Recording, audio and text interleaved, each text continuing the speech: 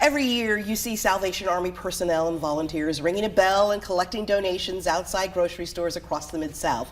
Well, this year the Salvation Army celebrates 125 years in Memphis. In Memphis. And joining us today to talk about the work the Salvation Army does is Majors Tim and Cheryl Gilliam, Memphis area commanders. Welcome to both of you. Hi, so nice to be here. It's so good to have you. We were talking before that we started came on TV that it's 125 years in Memphis, but 160 years internationally. Yeah. That's incredible. Yeah. That's incredible. So the money collected through the Red Kettle goes to the Purdue Center for Hope. Explain what that center is and why you guys want to give to that center. So within the Purdue Center of Hope, we have 3 women's and children's shelters that can house up to 130 people every single night.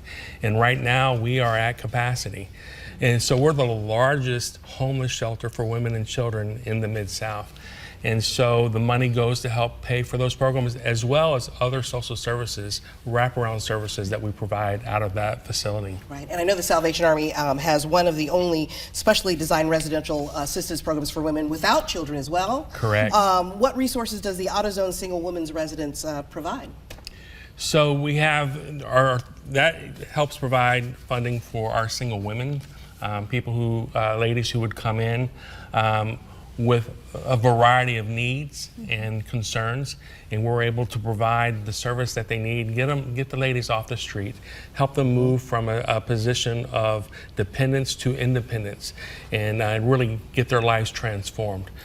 So the Salvation Army has always been a firm believer, teach a person to fish rather than to hand out a fish. Right, so. Right.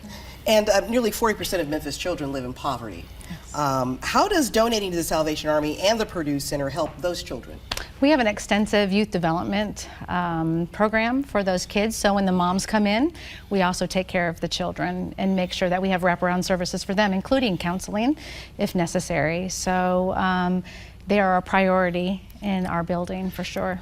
Right. As well as tutoring and other educational needs as well. Okay. And then the children also get to go on frequent field trips, and they just become part of our family. And we have during the summer Camp Hope, right, which is targeted just for those children, a day camp just for them, with lots of wonderful opportunities. Yeah. One of my child's favorite places to go when they were growing up is the Croc Center. Yeah.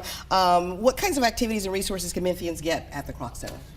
So, as many people know, the Croc Center's been in Memphis for 12 years now. It's hard to believe, 12 years. But there we help get people physically fit, emotionally fit, and spiritually fit.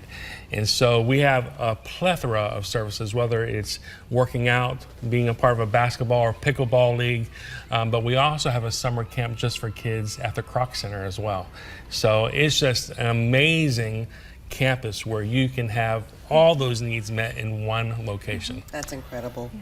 And how is the Salvation Army, how are you guys planning to celebrate this 125 years in Memphis? Did you want to handle that, or I can take it and you can fill in? So again, because we're part of the faith community, there will be a spiritual aspect to everything we do.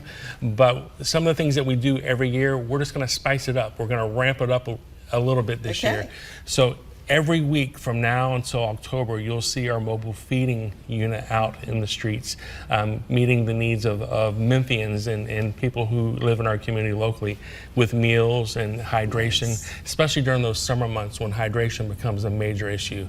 National Donut Day. Most people don't understand that was started because of the Salvation Army's providing donuts during World War II.